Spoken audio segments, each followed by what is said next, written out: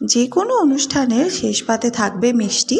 তো আজকে সেই কারণে একটা মিষ্টির রেসিপি তোমাদের সাথে শেয়ার করছি, যেটার নাম কালাকাঁদ। প্রথমে কিছু মালার পনির নিয়ে হাত দিয়ে এরকম গুঁড়ো গুঁড়ো করে নেব। এরপরে একটা কড়া বসে তাতে সামান্য ঘি দিয়ে পনিরটাকে মিশিয়ে নাড়াচাড়া করে এর ওপর থেকে অনেকটা পরিমাণ কনডেন্সড মিল্ক দিয়েছি, কোনো রকম চিনি ব্যবহার করিনি। এটাকে সব কিছু মিশিয়ে নেওয়ার পরে এর ওপর থেকে দিয়েছি এলাচ গুঁড়ো। সব কিছু মিশিয়ে একদম শুকনো শুকনো হয়ে এলে আমরা এটাকে নামিয়ে নেব। এরপরে এটাকে ঠান্ডা হওয়ার আগে ভালো করে একটা জায়গায় সেট করে নিতে হবে।